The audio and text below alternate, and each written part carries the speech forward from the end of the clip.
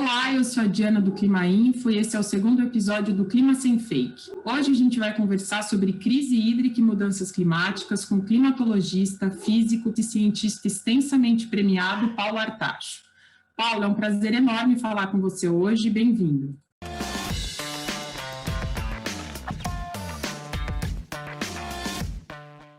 Oi, Diana, é um prazer sempre falar com você e todos os que estão nos ouvindo. Obrigado, Paulo.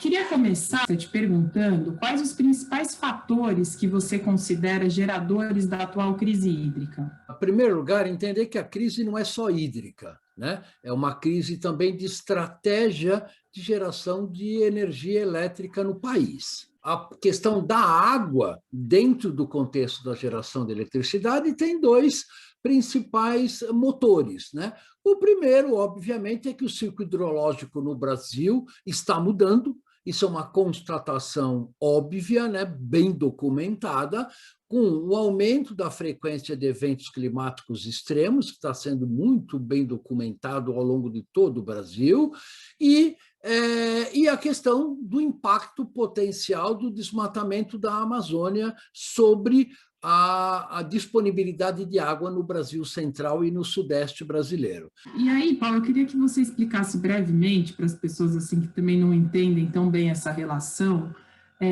como acontece, né, essa relação do desmatamento da Amazônia, né, da degradação da floresta, possivelmente, né, retirada da maioria das árvores lá, com essas secas no sudeste. Como acontece essa relação?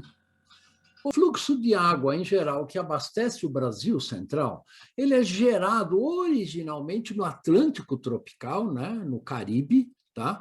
Esse vapor d'água evapora do oceano, ele é processado na floresta amazônica e, através dos Andes, ele faz a curva, digamos assim, irrigando de vapor d'água, de nuvens e, portanto, de chuva, toda a região central e sudeste do Brasil.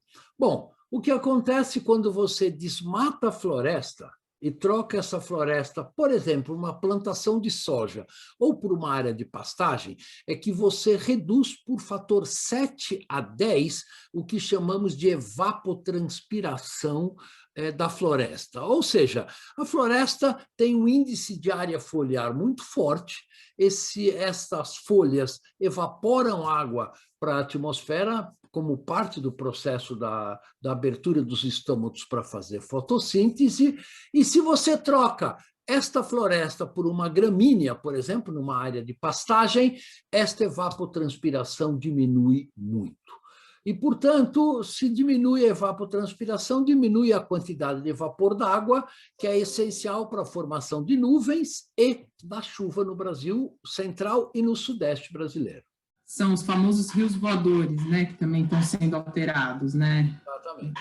Essa crise hídrica vai afetar a economia brasileira de maneira significativa e, em geral, os grupos mais vulneráveis vão ser os grupos que vão sofrer mais com essa crise hídrica. Por exemplo, aumento na conta de luz, né, para uma família de alta renda tem um impacto muito menor do que o impacto no aumento na conta de luz para uma família que, por exemplo, é sustentada com salário mínimo.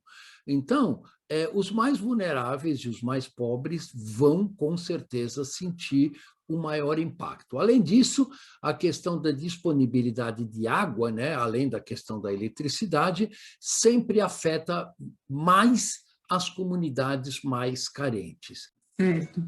E caminhando aqui para o final, Paulo, eu queria saber quais os caminhos e soluções que você enxerga para a mudança desse cenário?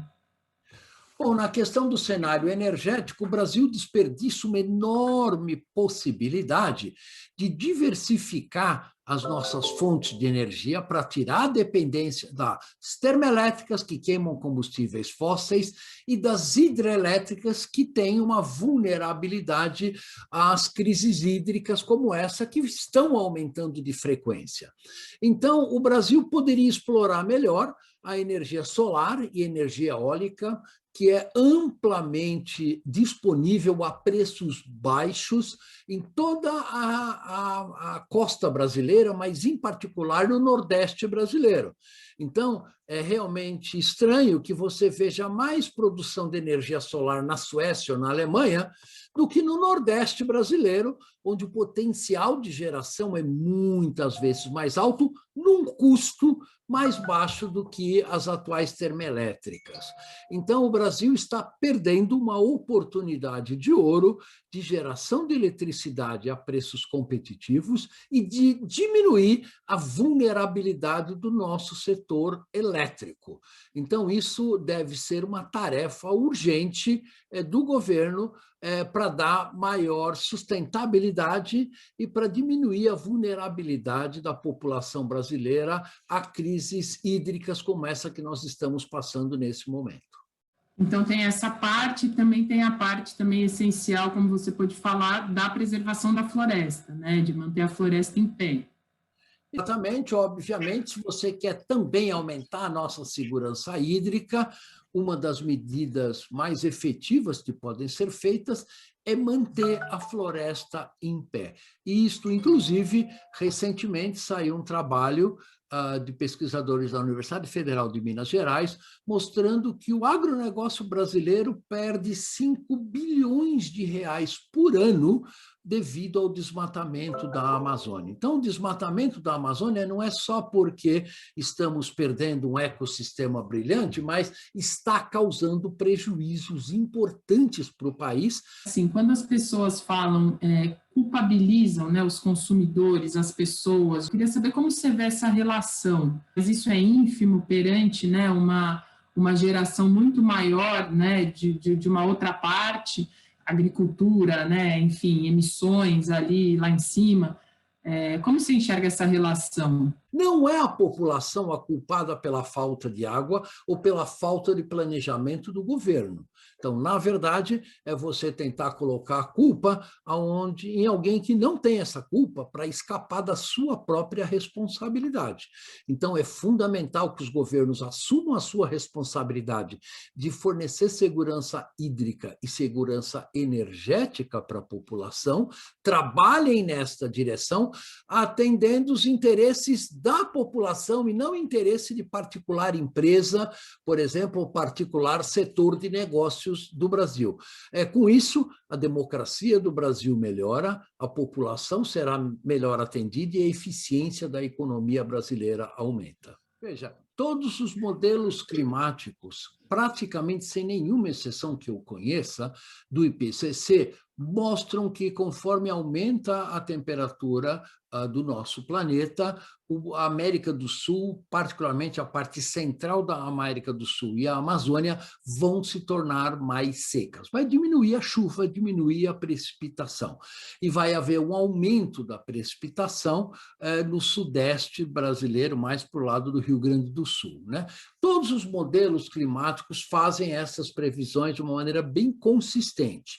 E talvez o que nós estamos vendo, não só este ano, mas nos últimos anos, já é o início deste efeito de mudança no padrão de chuva que nós estamos observando no Brasil e também um aumento da frequência de eventos climáticos extremos. Veja, na Amazônia, por exemplo, temos agora, em 2021, a maior enchente dos últimos 100 anos, pelo menos, quando nós temos medidas, né?